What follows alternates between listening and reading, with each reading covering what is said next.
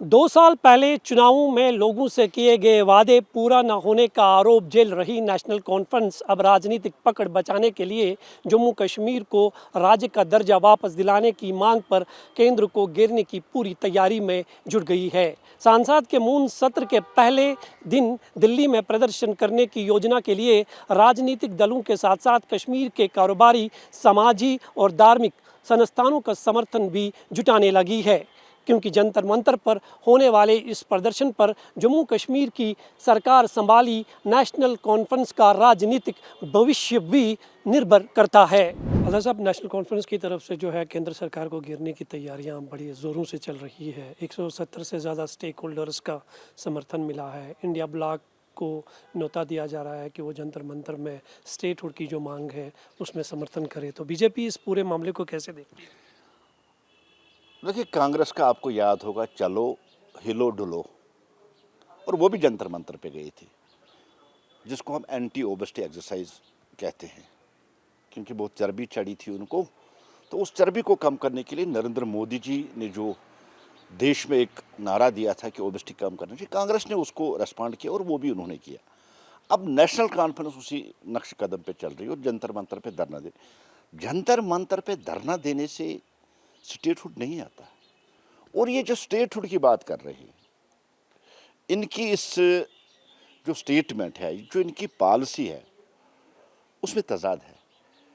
Statehood supreme court लेने वाली कौन? National conference.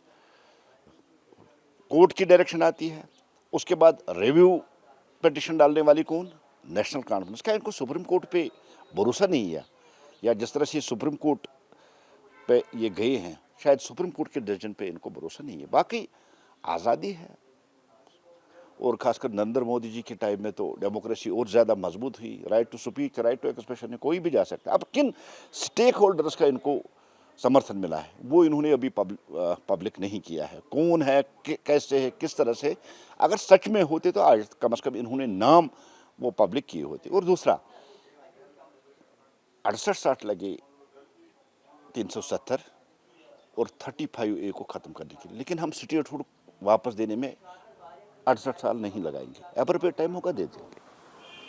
लेकिन जिस तरह से उमर अब्दुल्ला की सरकार का ये दावा है कि हमें पूरा सपोर्ट मिल रहा है, तो कहीं ना कहीं एक चिंता की बात तो होगी केंद्र सरकार के लिए किसका कि सपोर्ट? इंडी ब्लॉक रहा कहाँ? डीएमके अलग, बंगाल में टूटी। अब कितने लोग रहे हैं इंडी ब्लॉक में, और इंडी ब्लॉक का सपोर्ट वो कितने लोग रहे ही है। अब तो इंडी ब्लॉक तो दस्त हो गया, तहस नहस हो गया, उसकी तो कोई रेलेवेंस रही नहीं। जिस तरह से इस तरह से अब ये ड्रामे और हाई वोल्टेज ड्रामे, इनसे स्टेट वापस नहीं आएगा। हमारा एक मशहूर यहाँ एक थिएटर हुआ करता, भगत थिएटर, वो भी चौक चौराहों पे जाके निकलते थे, लेकिन वो एक अच्छी मैसेज देते थे समाज को।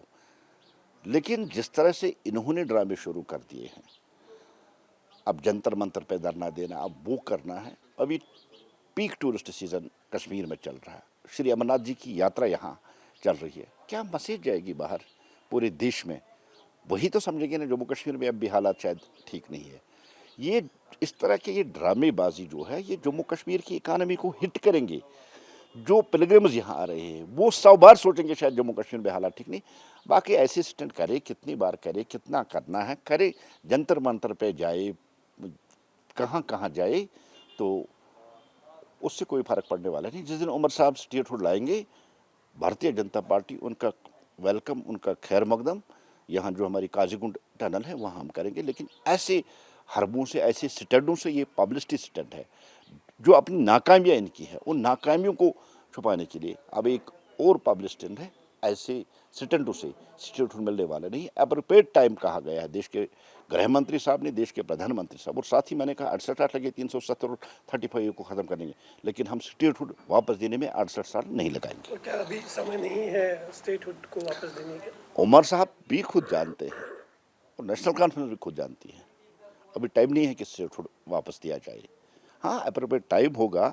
अभी इस वक्त यात्रा चल रही है, अब श्री अमरनाथ यात्रा, और लास्ट साल आपने देखा अमरनाथ यात्रा से कुछ टाइम पहले ही बहुत बड़ा टेररिस्ट अटैक हुआ था पहलगाम में, जिसमें 26 हमारे शहरी जिन्होंने जान दी, जो शहीद हुए हैं।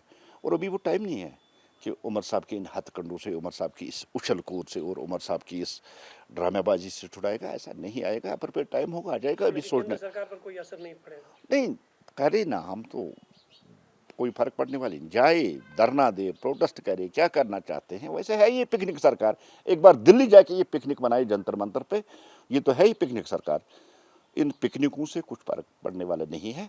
जब देना है भारतीय जनता पार्टी को देना है, भारतीय जनता पार्टी ही देगी। उमर साहब के ऐसे हथकंडों से नहीं मिलेगा। इकबाल साहब, नेशनल कॉन्फ्रेंस जो है स्टेटहुड की मांग को लेकर जंतर मंतर पर एक बड़े प्रोटेस्ट की तैयारी कर रही है, और नेशनल कॉन्फ्रेंस की तरफ से ये साफ कहा गया कि जितने भी रीजनल पार्टीज़ हैं उनको दावत दी जाएगी, वो भी इस प्रोटेस्ट में शामिल अगर हो सकते हैं तो उसमें कोई ऐतराज़ नहीं है। कैसे देखते हैं आप इस पूरे सिनेरियो को, जिस तरह से स्टेटहुड की मांग को लेकर नेशनल कॉन्फ्रेंस जंतर मंतर पर प्रोटेस्ट करने जा रही है? देखिए, पहले ये सिर्फ स्टेटहुड का मसला नहीं है, मसला है 2019 के उस एब्रोगेशन का, जिसमें स्टेट ली गई, जिसमें 370 एब्रोगेट किया गया, जिसमें इस स्टेट के टुकड़े किए गए और इसको यूटी बनाया गया। सो मेन मुद्दा, मैं अपनी पार्टी की बात कर रहा हूँ, कि हमारा यही मेन मुद्दा है कि इन सब चीज़ों के लिए हमें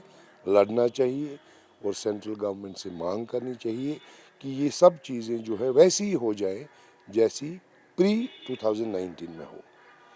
हाँ, ये बात भी ज़रूरी है कि ये एक बहुत बड़ा मसला है और इसलिए यहाँ की सब पॉलिटिकल पार्टीज़ और लोगों को एक ही पेज पे आना है, जिसकी कोशिश हमारी प्रेसिडेंट साहिबा ने कुछ दिनों पहले की थी, जब उन्होंने एक चिट्ठी उमर साहब को लिखी थी कि लद्दाख का उन्होंने एक एग्जाम्पल दिया था कि किस तरह लद्दाख के सब लोग जो है इकट्ठे हो गए और उनने सेंट्रल गवर्नमेंट के साथ बात की और वो कुछ हासिल करने की कगार पर है।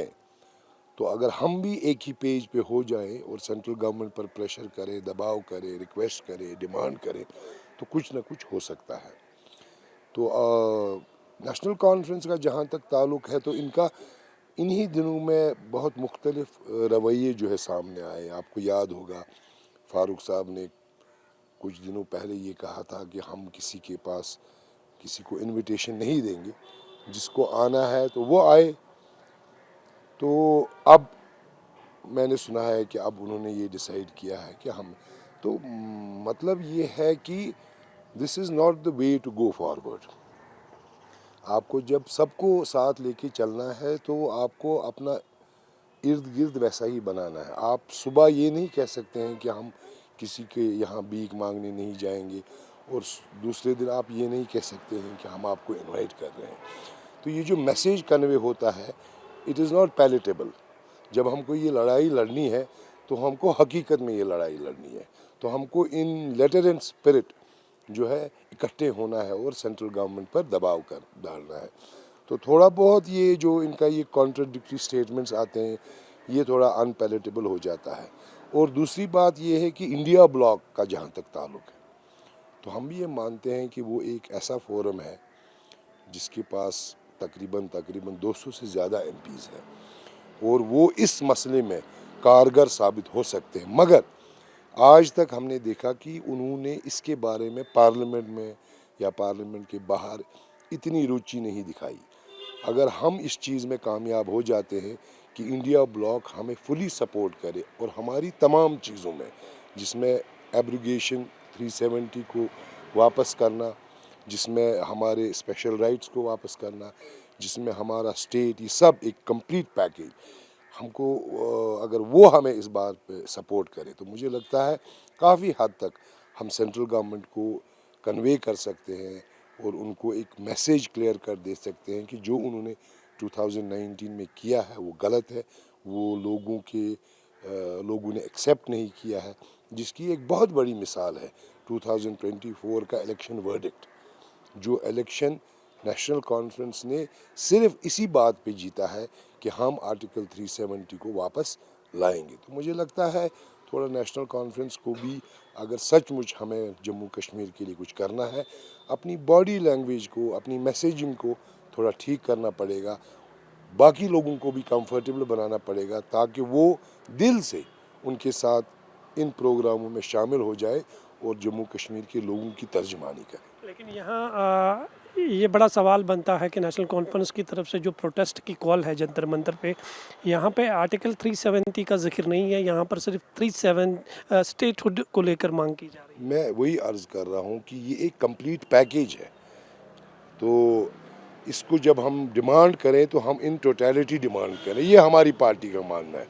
लेकिन हमें इसमें भी एतराज़ नहीं है कि अगर वो आज एक चीज़ मांग रहे हैं और उनका मौक़िफ़, वो अपने मौक़िफ़ से हटे नहीं हैं, जो उनका इलेक्शन का वादा था लोगों के साथ कि वो अपने सारे स्पेशल राइट्स को उनके लिए लड़ाई करेंगे। हम इन सब चीज़ों के लिए उनका साथ देने के लिए तैयार हैं। अगर वो इस डायरेक्शन में चले और अपने इस वादे पर कायम रहें तो मुझे नहीं लगता है कि कोई भी पॉलिटिकल पार्टी, सिविल सोसाइटी या कोई भी सेक्शन लोगों का ऐसा होगा जो इसमें इकट्ठा नहीं होना चाहेगा और ये डिमांड नहीं करना चाहेगा कि जो आपने 2019 में हमारे साथ किया है उसको आप रिवर्स कीजिए, वापस कीजिए। तो पीडीपी जंतर मंतर के प्रोटेस्ट में शामिल होगी?